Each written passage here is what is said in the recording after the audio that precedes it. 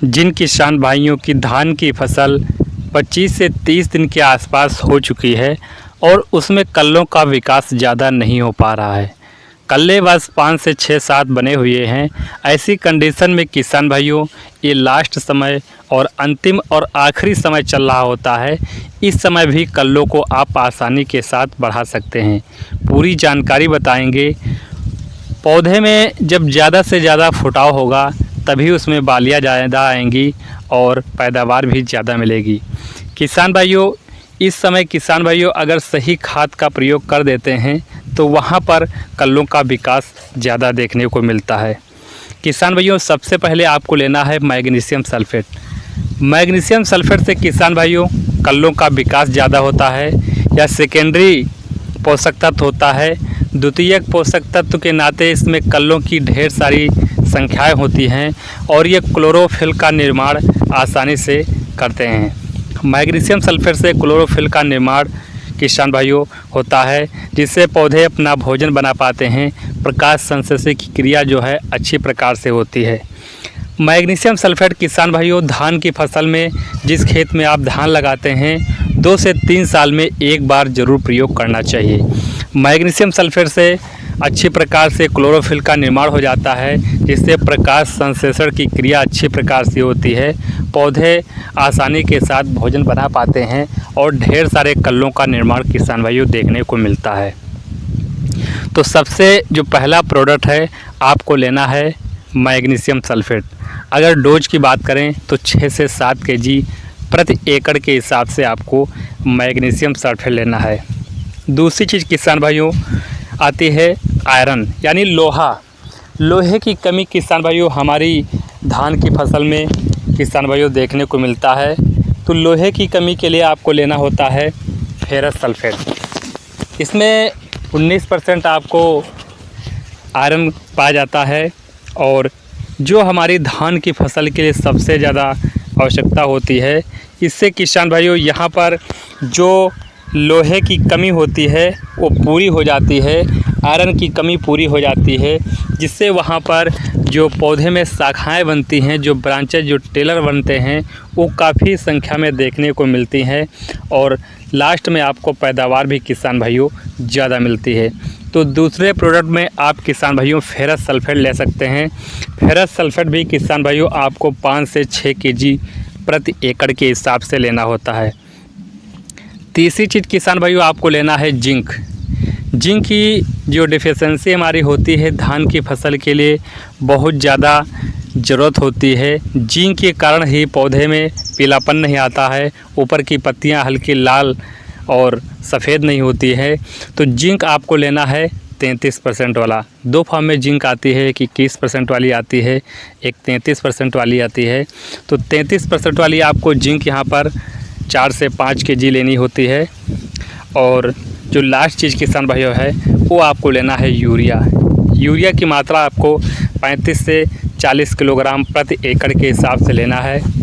और किसान भाइयों, आप सभी जो प्रोडक्ट बताए हैं वो सभी प्रोडक्ट आपको यूरिया में अच्छी प्रकार से मिलाने के बाद उसमें किसी प्रकार की डेला डिमकी नहीं होनी चाहिए। जो आप sulphur, ferrous sulphate, magnesium sulphate मिला रहे हैं, भली भांत से अच्छी प्रकार से आपको पॉलीथीन नीचे बिछा करके आसानी के साथ 3-4 बार अच्छी प्रकार से मिलावट करने के बाद अपनी धान की फसल जो लगी हुई है उसमें आपको छिड़काव बीज से प्रयोग करना है। लेकिन किसान भाइयों, उससे पहले एक चीज़ आपको और इसमें शामिल करना है, मिलाना है।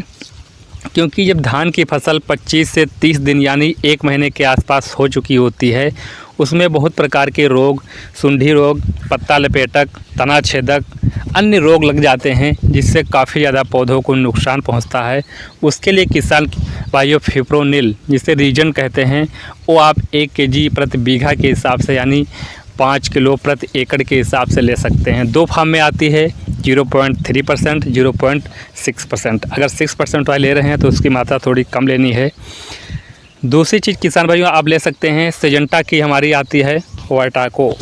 वाइटाको किसान भाइयों बात करें तो यहाँ पर 5 से 6 केजी प्रति एकड़ के हिसाब से ले सकते हैं। ये भी एक अच्छा कीटनाशक है, बहुत अच्छे प्रकार से काम करता है। और तीसरा प्रोडक्ट हमारा है फर्टेरा। फर्टेरा भी किसान भाइयों 5 से 6 केजी आप ले सकते हैं। ये भी किसान भाइयों आपको उसी प्रोडक्ट में जो यूरिया जो फार्मूला बताया है उसी में आपको मिला देना है। अगर ये समस्या ज़्यादा दिखाई दे रही है आपको उसमें प्रति बीघा के हिसाब से 1 केजी आपको मिला लेना है।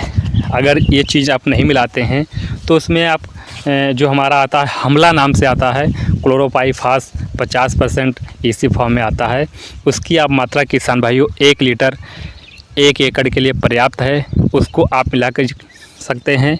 या फिर जैविक विष से अगर आप मिला देना चाहते हैं तो ट्राइकोडर्मा आता है। 1 किलो बेसन, 2 किलो गुड़ एक ड्रम में मिला करके आप छाया जहाँ पे हो वहाँ रख दीजिए। 4-5 दिन रखने के बाद आप जब पानी धान में लगाते हैं टपक विष से आप मशीन में, स्प्रे मशीन में या किसी बोतल में टांग करके हल्का हल्का जाने दीजिए, पानी के साथ पूरे खेत में फैल जाएगी। इससे जो भी कीट होंगे, जो भी रोग होगा, उससे 100% छुटकारा पा सकते हैं। तो मैंने किसान भाइयों जो बताया है उसको अच्छी प्रकार से मिलाने के बाद छिड़काव विधि से बुआई जरूर कीजिए। लेकिन एक चीज़ का विशेष ध्यान देना है, खेत में पर्याप्त नमी होनी चाहिए। अगर नमी नहीं है तो बुआई करने के बाद दूसरे दिन आपको पानी ज़रूर चला देना है। हल्का हल्का पानी खेत में होगा तभी 100% इसका रिजल्ट मिल पाएगा। किसान भाइयों लास्ट में हम बताएंगे एक स्प्रे के बारे में।